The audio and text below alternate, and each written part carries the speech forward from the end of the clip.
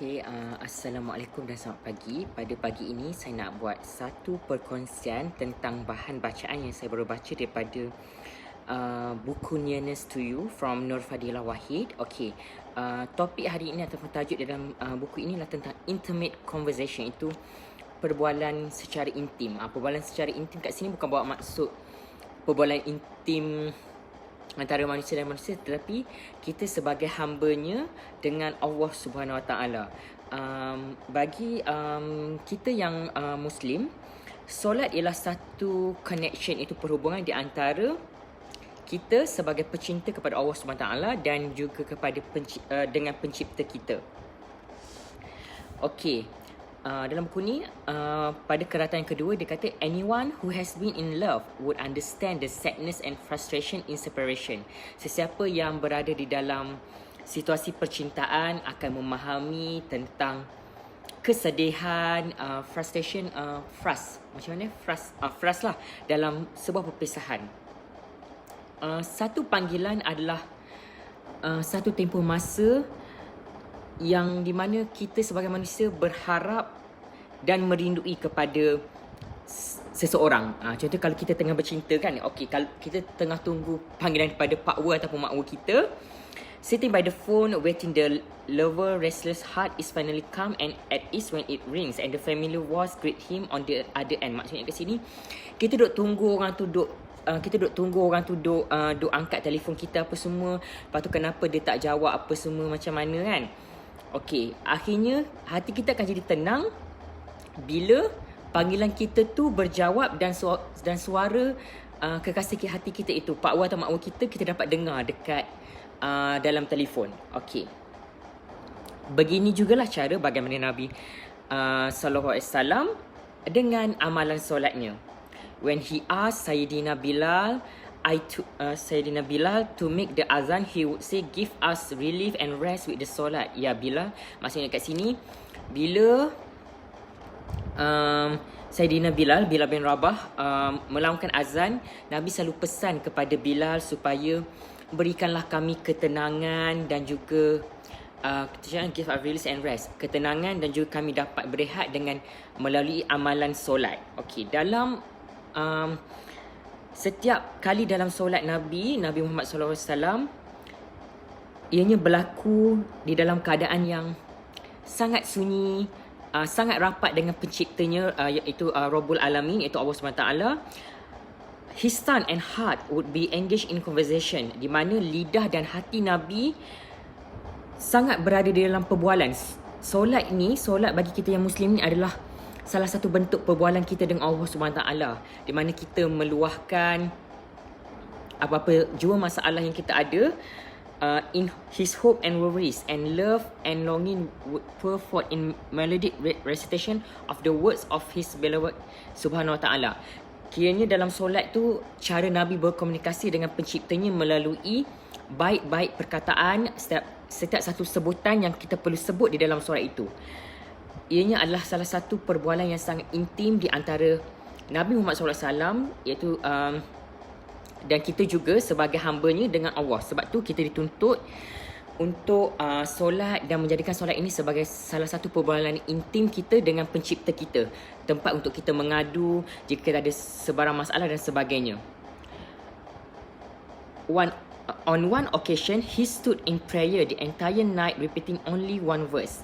Dalam satu majlis atau satu kejadian, dikabarkan Nabi Muhammad SAW mendirikan solat sepanjang malam dengan hanya mengulang satu ayat sahaja itu.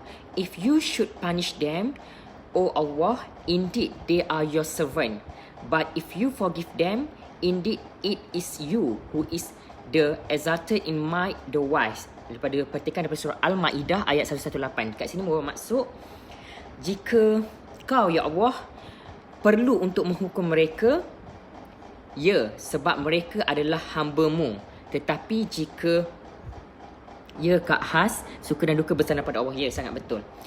But if you forgive them, jika kamu memaafkan hamba-hamba-Mu, kamu Allah SWT adalah yang maha kuasa dan maha bijaksana. Petikan daripada surah Al-Ma'idah ayat 118. Dalam situasi ini dikabarkan Nabi Muhammad SAW sepanjang malam berdoa dalam keadaan menangis, merayu, merintih kepada Rabbul Alamin, iaitu Allah SWT, iaitu Allah yang dia sayang untuk memaafkan umatnya yang dia sayang. Dekat sini kita tahu betapa cintanya Nabi Muhammad SAW terhadap umatnya. Menangis, merintih, merayu kepada Allah untuk ampunkan dosa-dosanya. Masa itu Nabi masih hidup lagi. Dia dah start berdoa untuk kita hamba-hambanya ini. Dia berdoa sepanjang malam, just one verse, iaitu ayat Al-Ma'idah ayat 118, again and again and again, tanpa without exhaustion, tanpa rasa kenal penat lelah, without exasperation, iaitu tanpa kegusaran, without boredom, tanpa rasa bosan.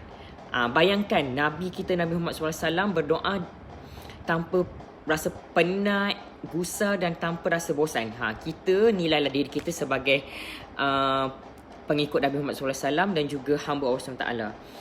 Okay. It is a poor love for the one he is asking from. It is poor love for the one he is asking for. Allahumma salli wa sallim wa barik ala wa ala alihi. How then can a person claim to love when he does not drop everything to answer the call of the one he loves? Macam mana kita ni, umat Nabi Muhammad SAW, hamba kepada Allah SWT, nak kata kita ni sayang kepada Allah, kepada Nabi kita, sedangkan kita tak boleh nak tinggalkan sekejap urusan duniawi tu untuk kita answer jawab panggilan setiap kali azan untuk kita dikasih solat subuh, solat zuhur, solat asar, solat maghrib dan juga solat isyak. How can a person claim to love when in the conversation he mumbles impatiently and rushes to end the call?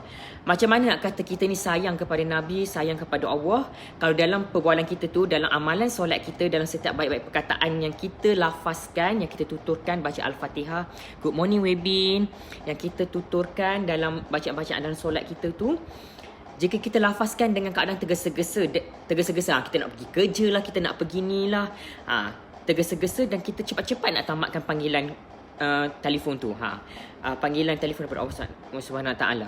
Jadi kita sama-sama fikirkanlah, kita kena perbaiki cara solat kita, biarlah solat kita tu menjadi satu intimate conversation, itu perbualan kita yang sangat intim dengan pencipta kita, iaitu Allah Subhanahu Taala.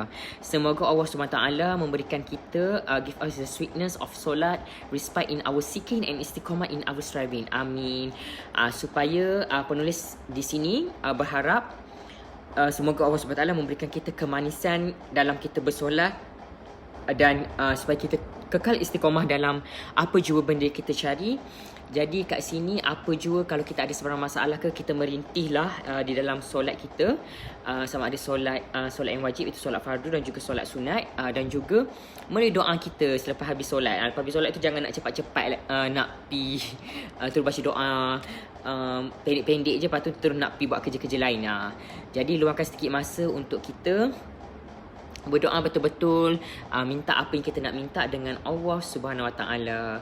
Okey, itu sajalah perkongsian saya untuk pagi ini. Semoga ianya memberi sedikit manfaat, dan juga sebenarnya pembacaan saya melalui buku-buku saya baca ni sebenarnya mengingatkan saya juga untuk kekal berada dengan Allah Subhanahu Wa Taala, kekal rapat dengan Dia. Kadang-kadang kita ni manusia, kita ni lalai, kita tergelincir daripada landasan. So melalui pembacaan bahan-bahan ilmiah yang dihasilkan oleh banyak penulis-penulis di luar sana dapat memberikan kita sedikit ketenangan, memberikan kita berhijrah ke arah yang lebih baik dari masa ke masa. Semoga perkongsian saya ini memberikan manfaat kepada semua yang menonton, dan terima kasih kerana sudi meluangkan masa pada pagi ini. Okey, bye. Assalamualaikum.